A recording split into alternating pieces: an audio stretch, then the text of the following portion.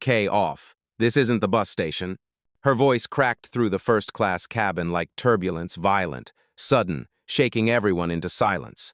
Heads turned. A champagne flute rattled. Someone's earbuds slipped out as the man beside her stood frozen, boarding pass still in hand. He didn't flinch, didn't blink. He just looked at her, calm, focused, certain. His voice came low.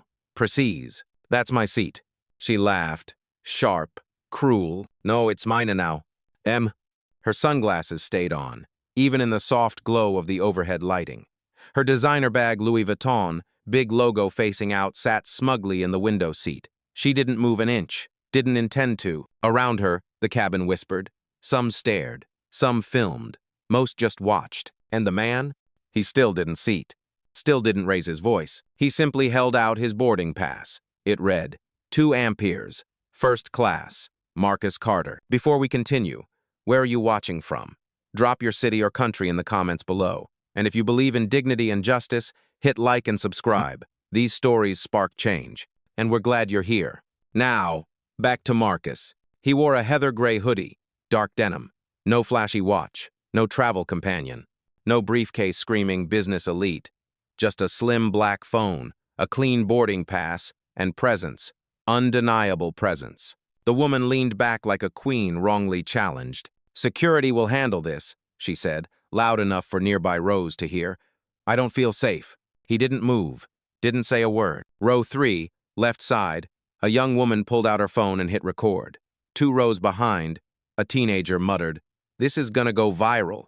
His mother hushed him, but her eyes never left Marcus. Still, he didn't budge. Still, no anger, only stillness, because Marcus Carter had been here before. At 27, denied club access in London dress code, they said, ignoring the Rolex on his wrist. At 32, a hotel manager in Tokyo lost his penthouse reservation until he showed his equity stake. Now at 39, standing in a cabin he partially funded, the cycle had circled back again. And this time, he wasn't moving. Because this seat wasn't just a seat. It was a line drawn in soft leather and stitched in justice. And Marcus Carter was done being polite about it. The woman in 2 amperes sat smug and unbothered.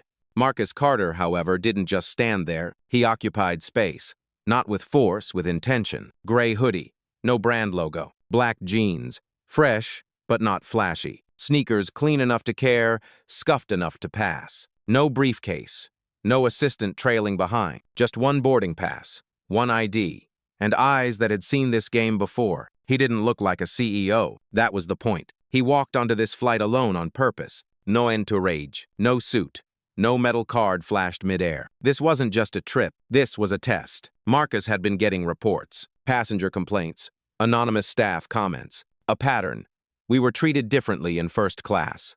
No slurs. Just assumptions. He doesn't look like he belongs. She doesn't seem like a premium guest. Are you sure that's their seat?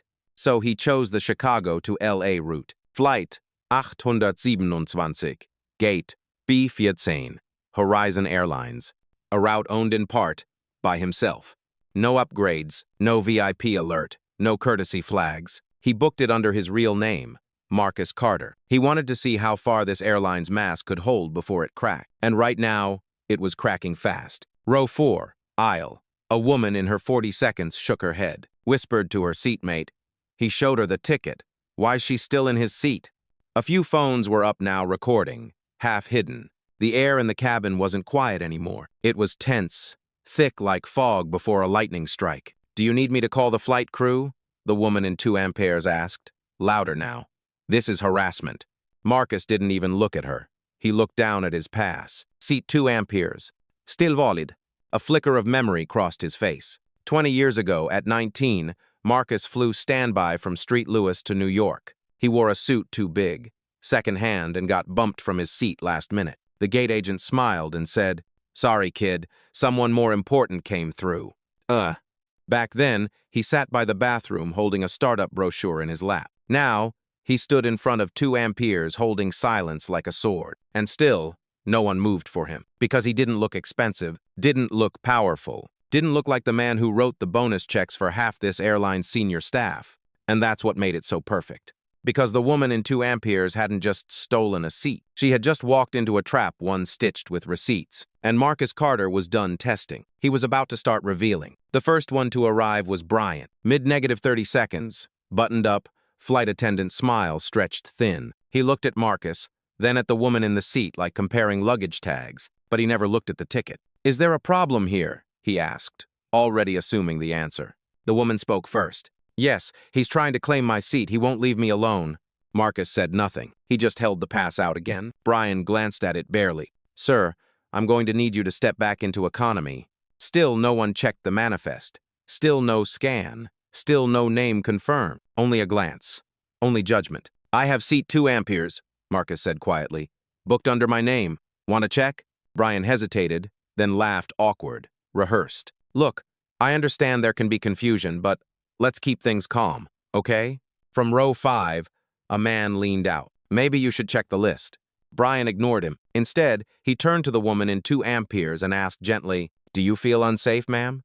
She nodded, leaning into the lie like it was a pillow. "He's aggressive," she said. "He's just standing here. It's intimidating."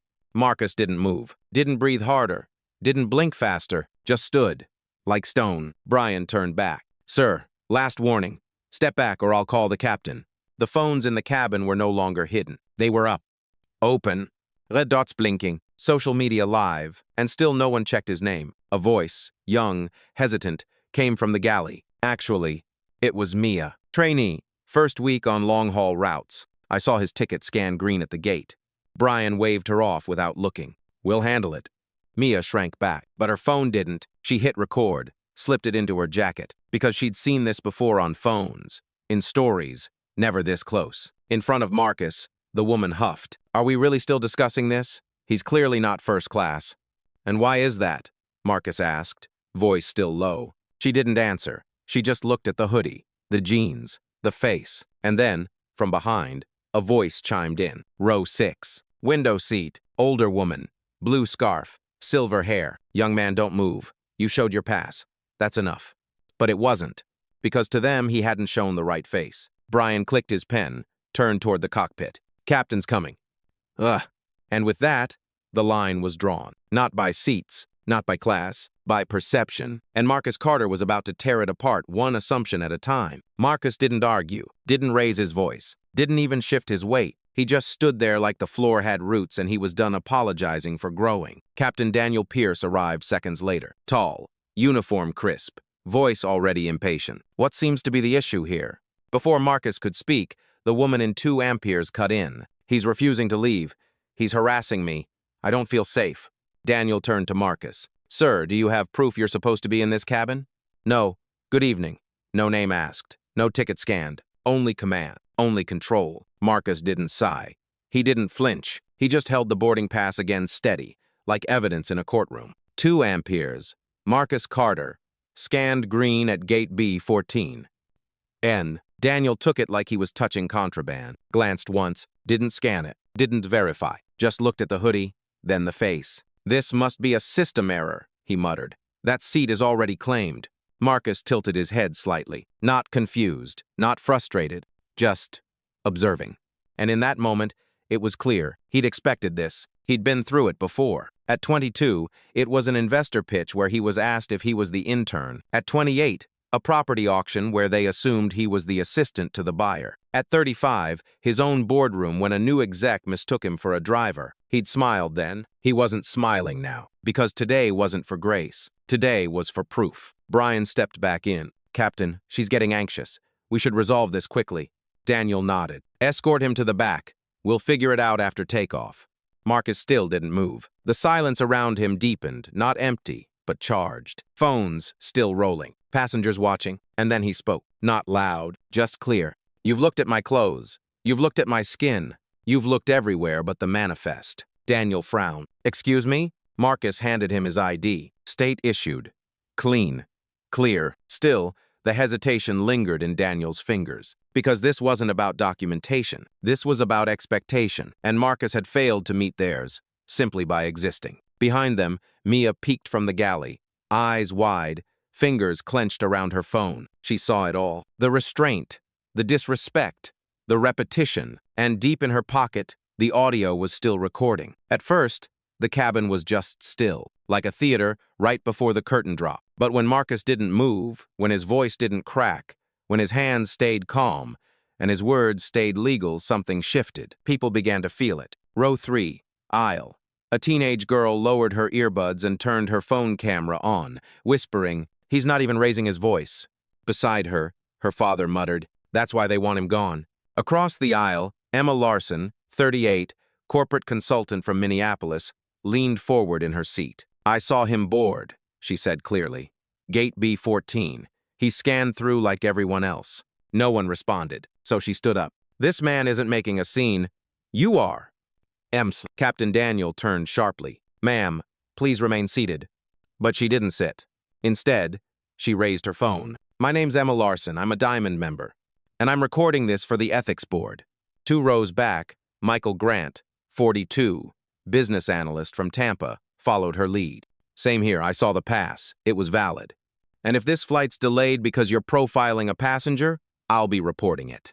Brian's jaw tightened. The woman in 2 amperes fidgeted. "This is ridiculous," she snapped. "He's just trying to cause trouble." From behind, another voice rose quiet, young, unsure but brave. "He's not," Mia said, stepping partially into the aisle. "I scanned his ticket. It lit green. I remember the name." Now Captain Daniel's posture faltered. Not much, just enough for the room to catch it. The woman in 2 amperes whipped her head around. "Why are you siding with him? You're just a trainee."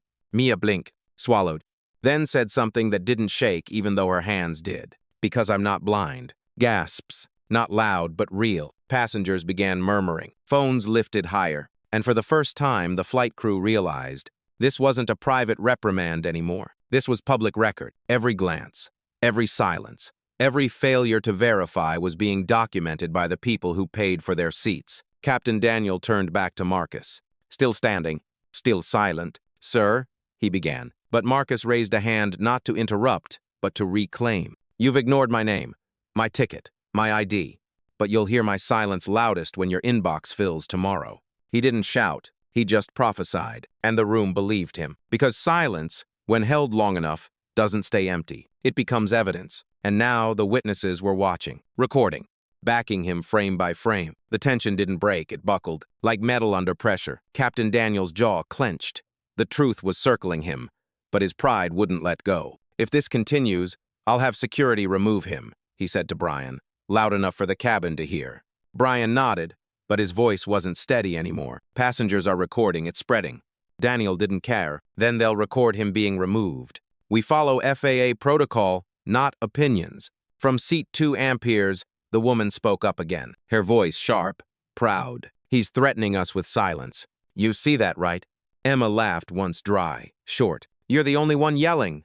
The woman's tone turned venomous. "This is why first class should stay first class. You let them in and suddenly it's drama and recordings and lawsuits." Marcus didn't flinch, but others did. Michael stood up. "Them? Say that again." "I didn't mean," she began, but stopped. Too late. The truth had slipped. Row 4, row 6, even economy seats leaning forward. The cabin wasn't just watching anymore. It was judging. Captain Daniel pointed at Marcus's ID. "This doesn't prove anything. We've had fakes before. He could have forged the boarding pass." Marcus tilted his head slightly. Not angry, just noting it.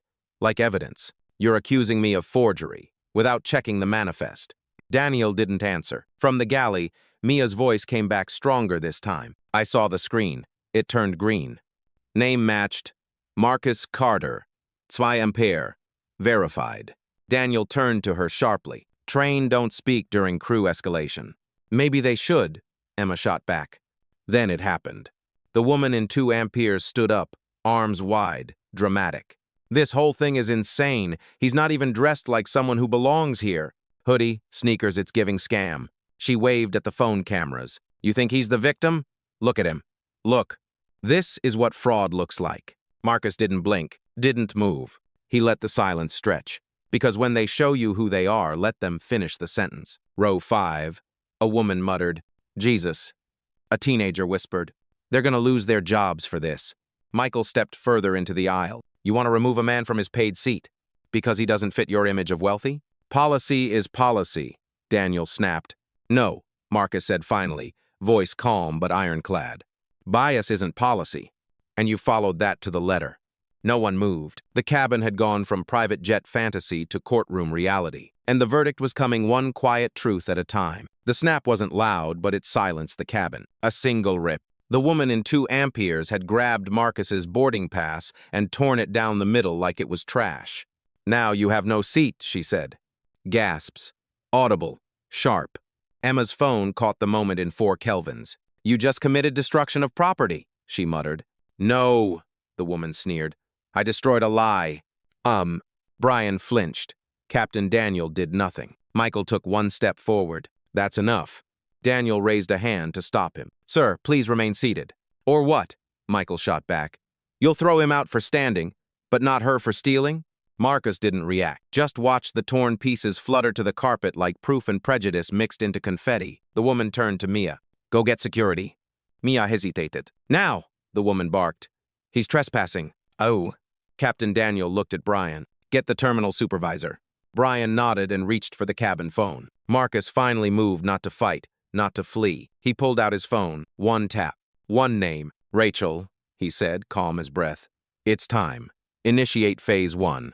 On the other end, Rachel Harris, his executive assistant, replied instantly. Understood. Board notified. Legal on standby. Marcus looked up directly at Daniel. You just escalated against the wrong person. Danielle scoffed. Is that supposed to scare me? No, Marcus replied, still soft. It's supposed to timestamp the beginning of your unemployment. From the galley, Mia stepped forward again. He didn't do anything wrong. You all saw it. He stood there. He spoke calmly. He never raised a hand. The woman in 2 amperes rolled her eyes. This is why protocol matters. You let one slip through. They think they own the place. Marcus turned his head. For the first time, he smiled. I don't think I own it. I do. And just like that, the atmosphere cracked. The words hung in the air, heavy, cold, final. The woman blinked. Brian froze mid-dial. Even Daniel faltered. Excuse me? He asked, voice unsteady. You heard me, Marcus said. And in about 60 seconds, so will the corporate board. So will legal. So will your careers. Phones were everywhere now. Not hiding, not blinking. Live. And behind all of them, witnesses. Passengers. People. Recording the moment, a black man in a hoodie claimed ownership of the very system trying to erase him. And no one, not even the loudest voice in seat 2 amperes, could say a word. Rachel didn't waste time. Within seconds of Marcus's call, the internal chain began to shift. 1 push and 10 silent systems began moving. The CEO override protocol, a sequence known only to executive stakeholders. She typed 4 words into the board comms channel. Carter, cabin, escalation, live. Across 3 time zones, 5 VPs and 2 legal officers received the alert. Marcus Carter, primary shareholder of Horizon Airlines, 26.4% stake, policy override clearance level 1 was under active discrimination on a live commercial flight. And now, the sky was watching. Back on flight 827, Marcus remained still. Phones around him buzzed, pinged. I got a message. Passenger in 2 amperes is CEO? From a colleague watching the stream, Michael received a DM from his assistant. Shut up, that's Marcus Carter. I follow his AI foundation. Captain Daniel's radio crackled. Come in, flight 827, dispatch here. We're receiving high-level pings about a protocol alert? Daniel blinked. From who? It's internal, CEO level. Command says do not engage until further notice. Brian paled. The woman in 2 amperes leaned forward. What are they talking about? Marcus turned slightly. They're talking about you. About this. About how someone like you can tear a ticket and call it truth. But someone like me needs a phone call just to be believed. She swallowed. For the first time uncertain, Mia stepped forward again. He's not making it up. He's the one in the commercials, she whispered to Brian. Horizon AI. Scholarship fund. He's not just flying the plane, he owns the sky it flies through. Brian dropped his headset. Daniel looked around, realizing the walls were closing in. Emma approached Marcus quietly. I didn't know. I mean, I stood up because it was wrong, but you don't have to know who someone is, Marcus replied. To know what happened was wrong. More phones buzzed. Dispatch again. Cabin crew to stand down. Flight 827 under executive review. Daniel tried to respond. Static.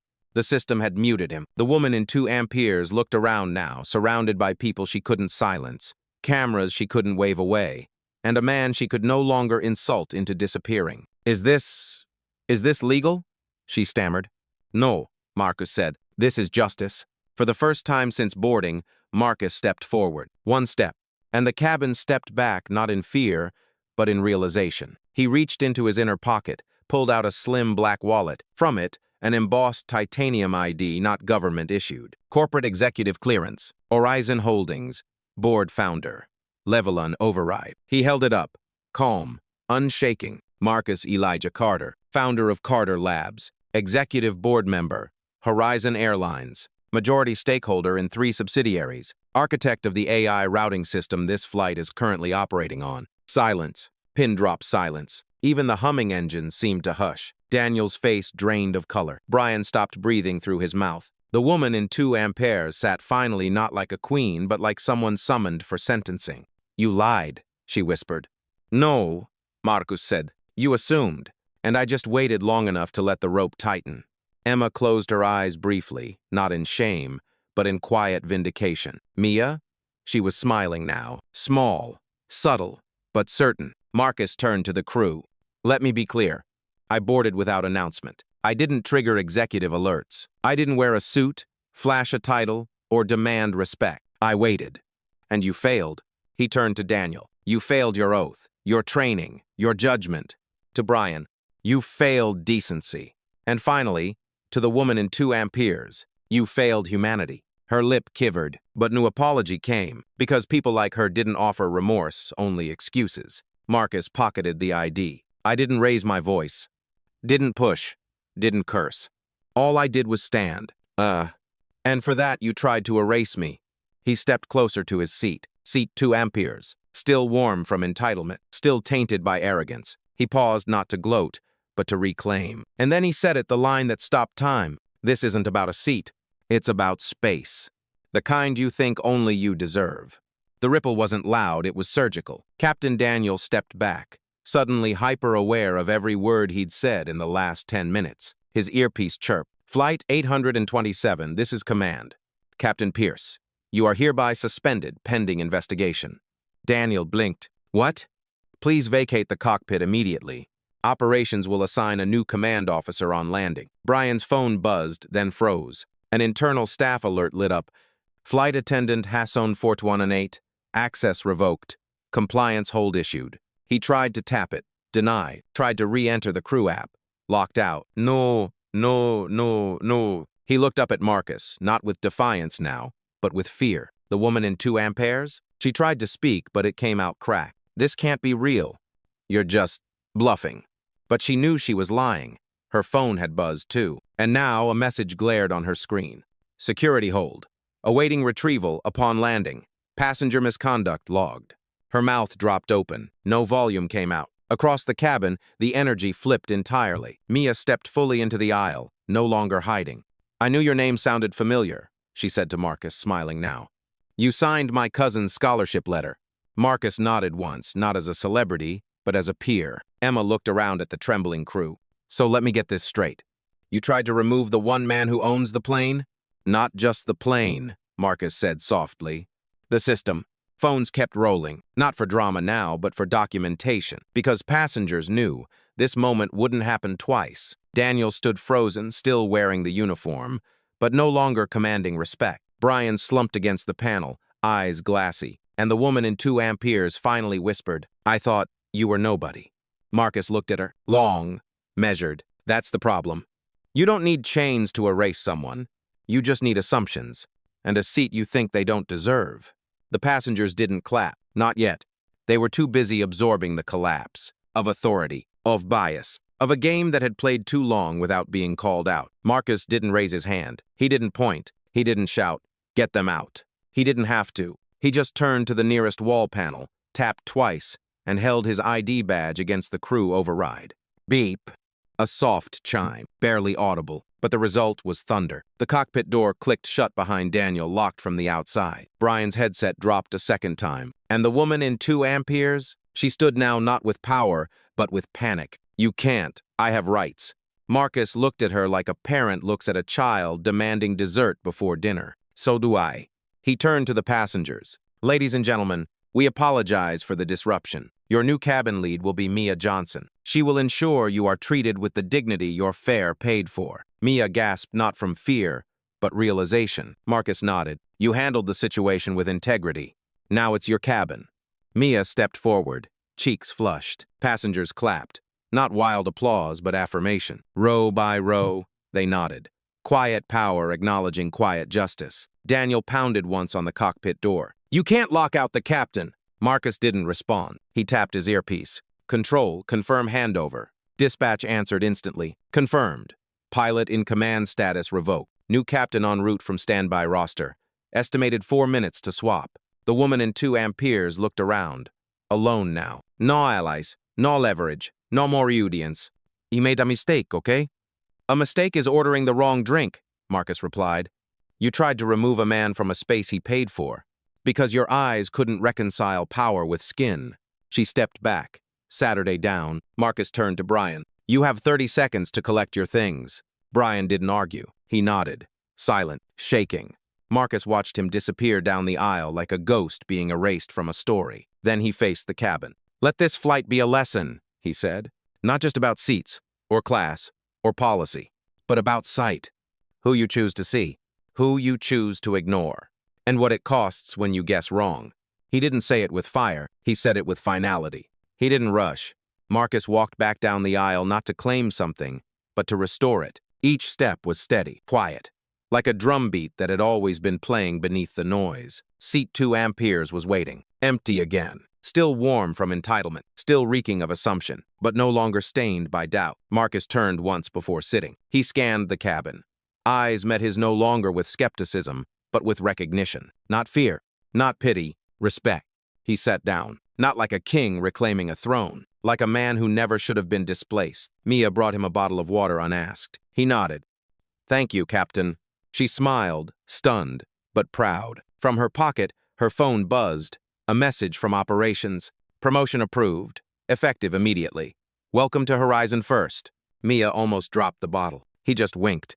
Row by row, passengers returned to normal, but they weren't the same. Emma typed an email to her board titled, How Companies Can Learn from Flight 827. Michael posted a clip with the caption, When a CEO doesn't need to raise his voice because the system already answers to him. And the woman in 2 amperes? She was escorted off at the gate. No handcuffs.